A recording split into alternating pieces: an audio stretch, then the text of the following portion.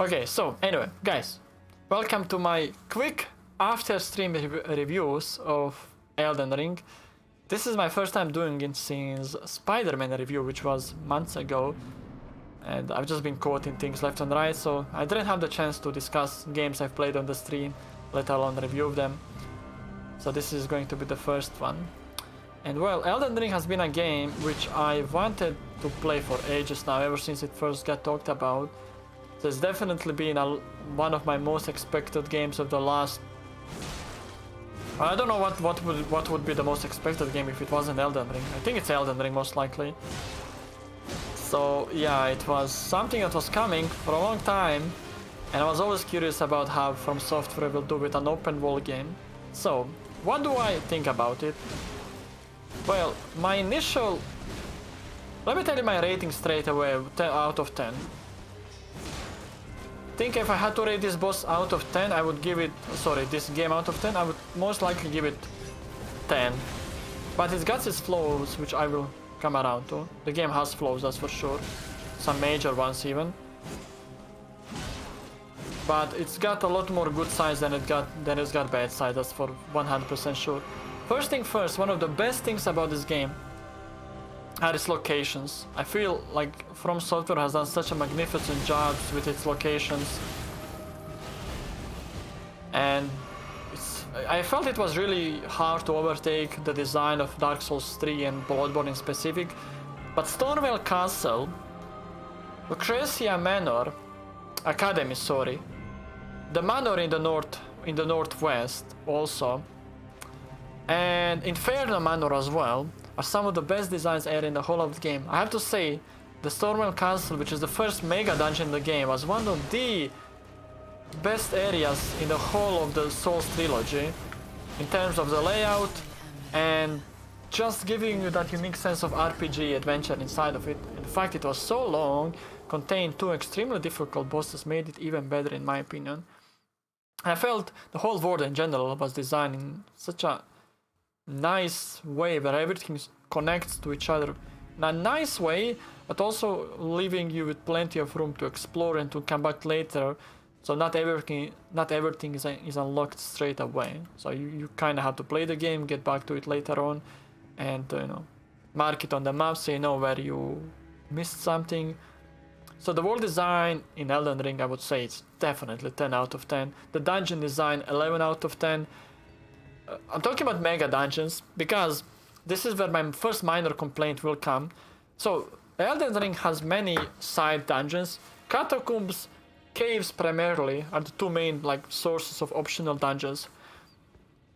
And I understand it's an open world game. There's going to be repetitiveness and there's going to be reusing the assets and the dungeons and whatnot sometimes. But I do feel caves and catacombs are so similar to each other, and honestly, they get boring after a while because you just feel you've done all of them, and they also contain the bosses you've done already.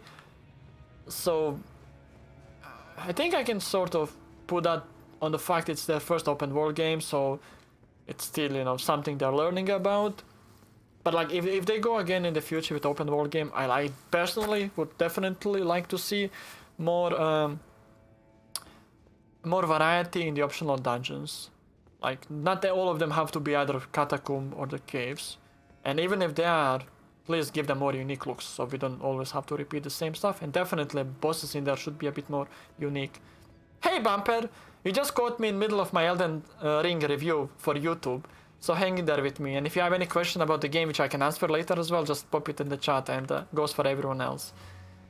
So yeah, world design 10 out of 10, mega dungeon design 10 out of 10, the side dungeon design, 7 I guess, 6. That's probably one of the weaker points in the design of the world, the optional dungeons, just because of their repetitiveness. And now the second thing is obviously one of my main things always in a solo game, which is bosses. So, the bosses in Elden Ring go from some of the best ones I've ever done to some of the worst I've ever done, which is weird. But there's just too much variety that it's almost impossible for all of them to be good. There's bound to be bad ones, and there is. but there's too many good ones to just look past them. So if we only start from the first mega dungeon, which is Stormwell Castle, talking about Morgoth, extremely hard, one of the hardest entry bosses of any Souls games I've ever done. Like when you think to that Dark Souls, to Sekiros, to Bloodborns, like the optional first bosses are generally not that hard, you know? If it's your first time playing a Souls game, then yeah, they can be slightly challenging, but like nothing too much. But Morgoth, if you're not using summons or friends helping you or, you know, ashes, which I haven't been using, is so challenging that it makes you question your own skills in a Soul game. Roderick is, in my opinion, a lot more easier, but doesn't change the fact it's an awesome boss. And then you go later on to the game, you fight Morgoth again, you fight Godfrey, you fight Starscourge Radan, and all those kind of bosses. I have to say, except Starscourge Radan, which in my opinion is a badly designed boss, I've said it a few times, I'm gonna say it again. I don't really like the design of that boss at all. I felt most of the bosses have been designed in a really good way. And no, not too many things that I would have changed. There's maybe details, like I feel this game has too many grab attacks. Like, it's got too many grab attacks, which are annoying. You know, it's annoying because it's the matter of life and death when you will roll. If you roll the wrong moment, like 1 millisecond, is going to grab you, most likely take away 70% of your HP, maybe even dead sometimes. And if you roll perfect timing, you will avoid it completely, giving yourself an option for like 3 to 4 attacks sometimes, which is very rewarding. So it's a risk versus reward, but I just feel there's way too many of those attacks, especially on Horrocks Beast, Horrocks Lynx, whatever his name is, the Morgoth phase 2 of in front of the Elden tree. That fight in phase 2 is so challenging, but so annoying because of the way he does that attack. I didn't like it, but I like the boss overall. I just didn't like that one ability, which just pissed me off. Like, oh my god. And let's not forget about, even for me she was very challenging, Loretta, her first phase in the Lucria's manor. Very challenging boss. Again, if you don't overlevel her, overleveling goes for the most bosses. If you don't overlevel them, they are challenged. If you overlevel them, you deal too much damage, so you can maybe, you know, remove some part of the challenge for yourself.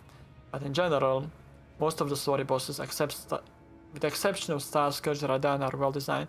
Now, on the Starscourge Radan, it's kind of hard to describe why I really hate that boss, but I think it's because of his size and the fact he's on the horse, which means he's moving around you so fast, and you just generally don't see what the hell is he doing. It's very hard to actually see what exactly is he doing. So it feels like most of the time you are just avoiding random attacks and just hoping for the best. And that's how I've killed it. I think I've killed it just, you know, kind of through getting a lucky attempt. I didn't really know what I was doing too much. Rolled around, hit him here and there, and it worked out, but I don't really know what I was doing with that boss. I don't know his attacks. And yeah, and also the fact you have to run to him every single time you wipe and avoid his spears and his barrages just doesn't really help. I guess they were trying to set, you know, the theme of Starscourge Radan, you know, controlling the battlefield, you having to approach him, you know, having to prove yourself to even earn a right to challenge him. I guess I sort of understand that it is a trial in a way, but not the boss I like too much at all. But now, one of my main things in Elden Ring is the difficulty of the bosses all across the game, and that's where I felt that the game has kind of not done as well as they should have. So basically, if you... Okay, bear with me guys, I'm actually going to open up my new screen and I'm going to paint a picture for you. So a second, paint. So, bear with me. So if we imagine, this is the... No, so this is a graph of the bosses in Elden Ring, where these are the bosses, okay, and this is the difficulty, okay. So here's my issue with Elden Ring. One of the main gripes I have with the game overall. The bosses, so this is how I think the difficulty in a game should be, in most of the games, like from the start until the end. So First boss, difficulty maybe like here. It sort of slowly increases and increases. Then, I understand and I'm okay with difficulty sometimes going a bit down, depending on how good of or a bad player you are. Then goes up, maybe a bit higher than usual, and goes down a bit. Then like, you know, sort of like, keeps increasing, like sort of almost in a linear way. You know, sometimes it's like you have spikes where it goes down. Sometimes you have the spikes where one of the bosses goes up. I'm okay with that. I'm completely okay with that. I'm okay with this kind of difficulty curve. Completely okay. So this is when I think about a game difficulty overall, that's how I see it. You know, and this is including the side bosses and the main bosses. So again, kind of linked to this, I feel the side bosses should have been more difficult and maybe some of the main bosses slightly more easier to kind of get yourself acquainted with the difficulty of progress bosses, because by doing the side bosses you get a completely wrong picture of the game for the most part. So, but okay, so now this is how I feel Elden Ring is. So you have the first optional boss, which is like literally over here, which is like the dog statue. Okay, then you have Morgoth, which is here. Let's not kid ourselves. So this is all based on my experience without using the summons and without using any Ashes of the War on any of the attempts.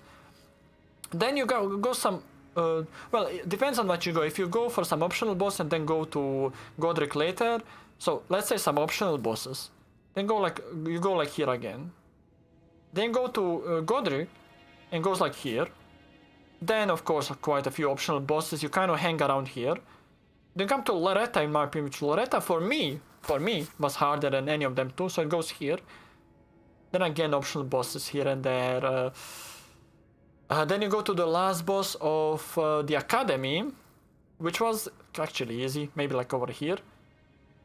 Starscur's Radahn I think was one of the next ones, right? Like there. Again, goes all the way down, like some optional bosses easier, some harder, but doesn't really matter too much. Godfrey and Horrocks Beast goes all the way up, for example. Then you go down optional bosses, then goes up for Elden Beast and for Radagon. And then for Malenia, I don't even want to talk about it, goes somewhere else, in whatever direction it goes to. That to me is the main gripe I have with Elden Ring. As much as I love the game and I'm giving it 10 out of 10, also excuse my camera angle, just the imbalance of the scaling of the bosses in this game. I would have much rather if optional bosses scaled better and they were more difficult, so you can have some more challenge on them that's actually going to teach you about the challenge of the progress bosses. Because yeah, that's it. Like doing an optional boss killing in 1 or 2 attempts and going for Loretta and wiping for 4 hours, or doing an optional boss 1 attempt, Morgit 2 hours. Any boss. Any optional boss like 1 or 2 or 3, 5, 10 attempts, going to Malenia wiping for like 6 hours. You know, it's like all over the place. And I feel that's like in most of the Souls games you don't have it. You have it like going up and down slightly, but generally it keeps increasing. Generally, I say, because there's always some bosses which can skew the curve a little bit, but not as much as Elden Ring bosses have. Your only gripe is the capped 60 FPS drives me nuts. Well, you see, I generally don't really notice things like that. I don't know how, but I honestly don't really notice the FPS in the games. Thank God. Indy, you think the game should have started on the Weeping Peninsula, but for some reason they changed it. Okay, that might be one of the reasons, but that would probably only affect the difficulty of the first 2 islands in a way, you know. Everything else would still have the issues I've just mentioned in the scaling of the bosses. Okay? At least in my opinion. But yeah, that's just how I feel about the bosses. But in the terms of design of the bosses, I think they're wonderful. They are very, very unique. They have great animations, like amazing weapons, great battle arenas for the most part, and overall the progress bosses in this game are beyond challenging. They are some of the hardest I've done in Souls games. So yeah. On that one I have no gripes, just the overall scaling of the bosses. The next thing, I can maybe quick word on the lore, but I'm not gonna pretend I know about the lore because I have no idea. It's gonna take me a few attempts and watching on YouTube. I really don't know too much about the lore of this game. You know, the bits and pieces I picked up here and there seem interesting, but yeah, I'm not really gonna delve into the lore because I just don't really know too much about it. That's usually my issue in Souls games. I takes a lot of paying attention to. We don't use the summons and bosses will be harder than intended. Someone actually wrote an article on that on Reddit, and I wholeheartedly agreed with them in the. So basically, their point was the main story bosses are intentionally overtuned because the game wants you to use the summons to make it more in line with most of the Souls games, which I kind of understand. They put a lot of work into those summons and ashes, and they want to make them usable, but you know, there's plenty of players, like myself included, I just want to play the game my way, which I always do in Souls games. So it's my subjective review, so of course it's gonna be based on my playthrough. Alright, have a good night, Cray. Sleep well. Always nice seeing you, and thank you for the raid again. Okay, so that's world, dungeons, bosses, lore, which I had no idea about. I really don't have idea about the lore. Maybe a quick word on the first week of the game. They had way too many technical difficulties. I know by now I think most of them have been fixed, but again, a sour experience with the release of the game. Too many players suffering the huge FPS drops, the game's crashing. Like, I was personally having lots of issues in certain part of the game. In what was the area where I was having so many issues? I think it was around here somewhere. I don't know exactly where, but my FPS was tanking for like good few hours to like under 10 and just killing me and messing up my attempts on one of the bosses around here as well, one of the dragons. Definitely, maybe like, yeah, the bad part of the game's release is, you know, the first few days and all the technical issues, which unfortunately have, you know, left a sour feeling in some people's mouth regarding the game, but I hope it wasn't anything that was unfixable later on. So yeah, that could have been done better, I feel, and should have been done better for sure. What else can we talk about in Elden Ring? So bosses, dungeons, world design.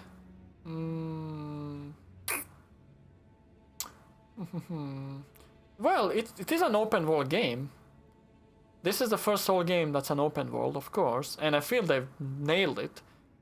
The world is beautiful. Exploration is amazing. There's so many secret areas, dungeons, mountaintops, everything. Like, you wouldn't believe it's their first time doing an open world game, but they've really kept the spirit of the Dark Souls and then enhanced it in the open world setting, while keeping the atmosphere and the settings decently similar to what we are used to in Dark Souls games. So on that front, I can't really fault them for almost anything. Of course, we have the horse in this game as well, which allows us to traverse faster through the world, and also the fact you can use the horse in fights on the outside, you know, not inside the dungeons, of course, is awesome. I've used it so many times. It's so fun, even though one minor complaint: when you get knocked off the horse, you're stunned for like 3 to 4 seconds. Oh my god, so annoying. But yeah, what can you do about that? I guess it's a sort of a small drawback to using the horse.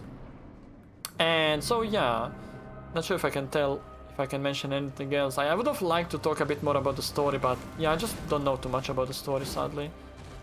I'm gonna leave that for some other more informed people to talk about in the future. And I'm just gonna focus on the things I've actually done.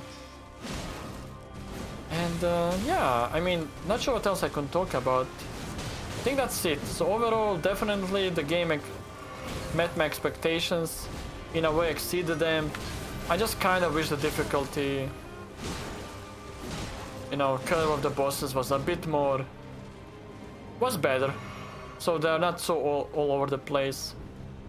But overall, 10 out of 10 game. Would definitely recommend this to everyone who likes Souls game. Just be prepared for plenty of dying and plenty of frustration and losing your mind to some bosses like Radan, Elden Beast, Malenia, for example, the one I'm fighting right now and trying to do something. I had one phase 2, but didn't go that well. But yeah, anyway, that is it. Thank you all so much for listening to my talk about Elden Ring. And yeah, appreciate it. Hope you guys enjoyed it. And I will see you for some other game review in the future. In the meantime, buy Elden Ring, enjoy it, and give money to Miyazaki and company so they can work on Souls MMORPG, which is my original idea. I'm telling you, that's the direction they should be going. Souls MMORPG, dungeons for 5 players with the difficulty of a Souls games, guys. Imagine a raid in Dark Souls where you have 10 players and then you have the difficulty of... oh crap. They have like the difficulty of a Souls game. I mean, what more can we ask? I think people would absolutely go insane though, but it would be worth it just to see how it works out. But anyway, thanks for watching, have a good one, and see you in the next video. Peace out, bye.